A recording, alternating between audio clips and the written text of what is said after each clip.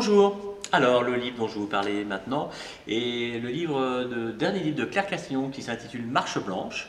Donc, ce livre a été publié chez Gallimard en décembre 2019. Donc, il fait partie de la rentrée littéraire d'hiver.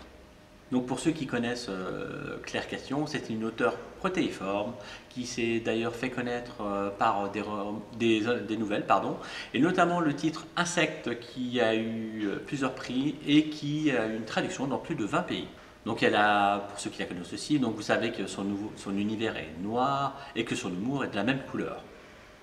Elle a l'habitude aussi d'écrire pour les adolescents et pour les adultes. Et justement, donc ce livre, Marche blanche, donc, mélange ces deux tranches d'âge. On va y découvrir, en effet, l'impact d'une jeune fille, d'une fillette même, qui a 4 ans, qui s'appelle Hortense, donc sur un couple qui était défaillant au moment de la naissance de la fille et qui va le devenir de plus en plus.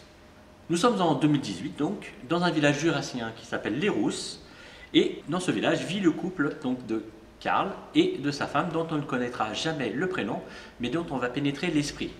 À cette époque, c'est encore un couple fragile, déstabilisé et englué dans la tourmente. Lui est imprimeur et elle, c'est une ancienne institutrice qui a dû changer de travail et qui travaille maintenant à la poste.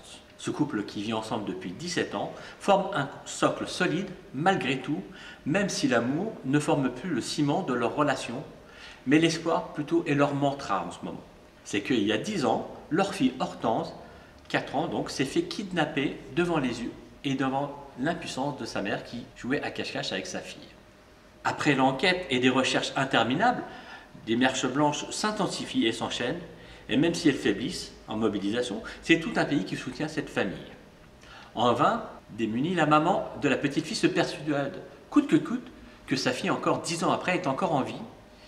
Et même si des indices prouvent le contraire, en effet, on retrouve notamment une chaussure verte dans un trou, elle continue à se persuader que sa fille est d'ailleurs encore en vie, tout comme son mari, donc Karl, qui continue à coller des affiches dans le village avec des portraits robots actualisés. Donc ces deux continuent les recherches, même si leur façon de faire est complètement différente. Et d'ailleurs, ces certitudes s'intensifient quand de nouveaux voisins arrivent dans le village et qui s'installent en face de chez eux. C'est comme un électrochoc pour la narratrice qui rentre dans une folie, dans la folie de croire que la fille de ses nouveaux voisins est la sienne. En effet, elles ont le même âge. Donc, Hélène, donc la fille de Géraldine et Berthilde, a les mêmes traits que sa fille, la même couleur de cheveux. Et la narratrice se persuade que la cicatrice que porte Hélène est la même que sa fille. À partir de ce moment-là, la narratrice va commencer à espionner ses nouveaux voisins. Elle va rentrer dans une nouvelle façon de vivre. Ce n'est pas la première fois qu'elle agit ainsi, mais là, Karl, qui d'habitude sait trouver les mots, sait dociliser ses émotions, a plus en plus de mal à la suivre. Il va y avoir une bagarre dans le couple, et je ne veux pas vous dire qui va sortir vainqueur de cette bagarre, ou s'il y a un vainqueur, mais c'est dans ce roman haletant et glaçant, on va rentrer dans l'intimité de cette femme, et aussi, peu à peu, dans l'intimité aussi du mari, qui va prendre de plus en plus de place. On se retrouve face à cette mère qui devient obsédée, cette mère toujours fragile depuis 10 ans, qui est en souffrance et qui va être capable d'emprunter des chemins inattendus pour prouver à tout le monde sa vérité.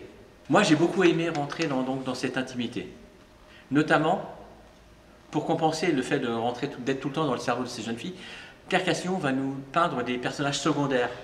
Par exemple, la sœur de Karl, Inès, Adrienne, une gendarme qui est sur l'affaire depuis le début et qui sera le témoin, qui a été le témoin des mariés. Et un journaliste présent qui va suivre l'affaire depuis 10 ans, qui chaque année, lors des marches blanches, fera un article poignant et très intimiste du couple. Il va y avoir un ex-petit ami aussi qui va arriver.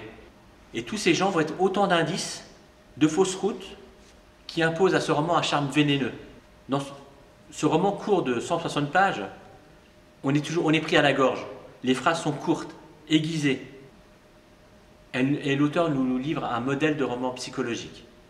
C'est très fort, et le dénouement du roman ne m'a pas déçu. Alors, en lisant ce livre, donc Marche blanche, sauriez-vous distinguer la réalité de la folie? Quels sont les chemins inattendus qu'emprunte cette mère? Est-ce qu'elle a vraiment basculé dans la folie? Cette adolescence donc qui arrive en face de chez eux, est-elle Hortense? À vous donc de le découvrir en lisant ce livre donc poignant d'une femme dévastée, remplie d'espoir. Et c'est un peu tout le charme de cette ambivalence.